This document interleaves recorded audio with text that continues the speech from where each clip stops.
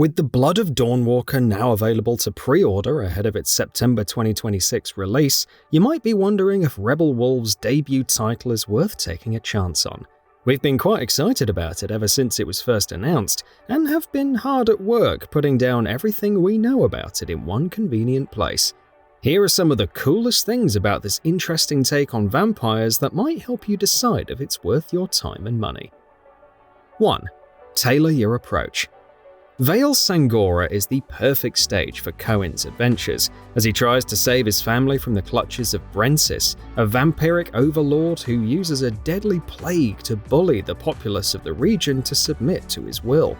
Your time with Cohen lets you tackle situations as either a human who's pretty skilled with a blade during the day, or as a vampiric hybrid with some very nifty abilities at night. The Vale is an open world that places an emphasis on how you approach your objectives instead of simply focusing on where you go. Typically, you're going to have varying options depending on whether you try achieving a goal by day or at night, with different avenues opening themselves up to you based on the abilities you have available. It's a part of the core gameplay loop, and one of the game's biggest draws in our opinion. 2. A world full of possibilities. Cohen's journey through Vale Sangora is filled with opportunities to engage with the game's systems. You could explore ancient ruins to find blueprints and manuals for new abilities, find cool weapons, or even sabotage Brensis' blood transports as and when you find them out in the world. There's also the chance to come across locations that let you discover more about Vale Sangora or the sub-region you're in, providing more context on Cohen's fight and the world he inhabits in his new form. There's every chance that digging up new knowledge could send you towards other objectives, and we're going to be as diligent as we can be when we're out and about in the world. 3. An interesting approach to combat. Whether you're using Cohen's sword as a human or his claws as a vampire, combat in Dawnwalker follows an interesting rhythm. You're going to have to pay attention to which direction your enemy is attacking and respond with the right directional inputs to either block or parry the attack. Doing so lets you accrue activation charges, which you can then use to unleash some devastating special abilities that can turn the tide in your favor. And before we move on to those abilities, know that you can use your sword as a vampire, and that your moves are going to be faster and more fluid as a result of your enhanced abilities while in that form. 4. Active abilities. Cohen's got an expansive bag of tricks to use against any foolish enough to get between him and Brensis. For instance, the Voracious Bite ability lets you chomp down on an opponent to attempt to stun them as you control how much of their blood you drain. There's also Boiling Blood, a magical hex that causes a useful damage over time effect when you use it in a fight. It does come with the caveat of putting a timer on Cohen, at the end of which he explodes, so you're going to have to be smart about using it. Indeed, most hexes in the game affect your health, although an ability called Frugal Witchcraft reduces the amount of health you lose per cast. That's worth making a beeline for if you decide that Vale Sangora is somewhere you want to be, since Cohen's health doesn't regenerate during the day. We're also quite eager to try out Artery Attack, which can be a very useful finisher if you use it well in combat.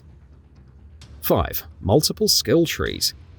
Doubling down on the duality between your human and vampiric sides, the game has distinct skill trees for both of them, while another shared tree is also available for you to explore. Your active abilities get their own tab, and we think that there's a lot of scope for creating a build that suits your playstyle. Want to be a master of the blade, ignoring your vampiric nature? That's an option. Or perhaps you believe Cohen should strike a balance between them.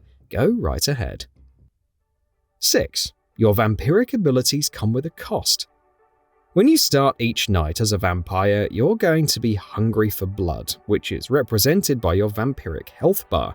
You can choose to sate that hunger by feeding on either humans or animals, and you're going to have to pay attention to it, as letting Cohen get too hungry is going to erode away at his self-control, to the point where he becomes a slave to his base appetites and drain potentially important characters as a result. But there's also the fact that you need to feed in order to sustain your vampire powers, which we're getting to in a minute. Voracious Bite lets you control how much blood you're draining from your victims, and could be a potentially safe way to balance your hunger out. You could also use it to knock out crucial targets without killing them, draining just enough of their blood to make them lose consciousness. 7. Embodying a vampire hybrid. Although story details are understandably scarce at this point, we know that Brensis has turned Cohen into something akin to a vampire-human hybrid. It's the reason why he's able to walk in the sun while retaining his abilities at night, after all. But when the sun sets, you become a whole lot more mobile, with abilities like Plane Shift that lets you climb walls and ceilings in a jiffy, or Shadow Step, which lets you teleport to out-of-reach places that you couldn't get to during the day. You also get to use your claws to slide down from high places in case you spot something interesting on the ground. Of course, all of the powers we've spoken about also come into play, making for an interesting dichotomy that you must use to your advantage. 8. The Blood Guards. Early gameplay showcases gave us a peek at Blood Guards, who are individuals given improved abilities by one of Brensis' cohorts via a ritual that robs them of their free will in exchange. They are loyal to Brensis as a result, and wield their dual weapons with extreme prejudice against those who might oppose their boss. Of course, your time in Vale Sangora is bound to put you on a collision course with more than a few of them, and you're going to have to use every advantage you have if you want to prevail against them. We think Cohen's up to the challenge though. 9. Brensis takes an active role in the game. Brensis is quite a unique antagonist. He's not content to sit idly by while Cohen dismantles his operations. The more you act against the interests of his so-called kingdom, the harder you make your travels through it. He ensures that Cohen is well known throughout the land, and guards get more suspicious and aggressive towards you as a result. You could choose to take the vampires head-on, or lay low and prepare yourself for a better shot at victory. It's an interesting dynamic that makes your adventure a sort of tug-of-war for control of the regions you explore, and we can't wait to see how that dynamic plays out in the final game. 10. Finish the game early if you can. This is an interesting one. We already know where Brensis is. He's at his main castle in Griefberg. You could, in theory, storm the place and try to end him once and for all. That might even be an effective way to circumvent the limited time you're given to complete Cohen's adventure, but it isn't going to be an easy fight. Dawnwalker isn't kind to those who go into a fight unprepared, but we're sure that some of the more daring ones among you are going to attempt this direct approach and might even walk away from it victorious. 11. Cohen isn't the only one who's against Brensis. While there is an argument in favor of taking Brensis on early, we're probably leaning toward a more methodical approach, thanks to the presence of people in Vale Sangora whom Cohen can recruit to his cause. We're speculating that getting them on your side takes a bit of effort, and is probably going to be an opportunity to see more of Vale Sangora in the process. Given what we're about to cover in the rest of our list, that might be the better strategy, given that you get to enjoy more of the game before you take the fight to the vampires. 12. The capital of Vale Sangora. Svartrau is one of the biggest cities you're going to explore, and it's quite a large one. It's got different boroughs, and we're seeing evidence of a social hierarchy that you could possibly get to engage with over the course of your adventures. The city also has a medic, merchants, a blacksmith, and an armorer, which points to a crafting system that you could use to then give yourself better gear and a distinct edge over your enemies if your claws aren't getting the job done. 13. A new approach to quest designs. Dawnwalker isn't interesting simply because it's an awesome take on vampires. The game doesn't demarcate main and side quests, instead choosing to present an experience where different stories are constantly woven together, with your choices affecting the world state in ways that are tangible.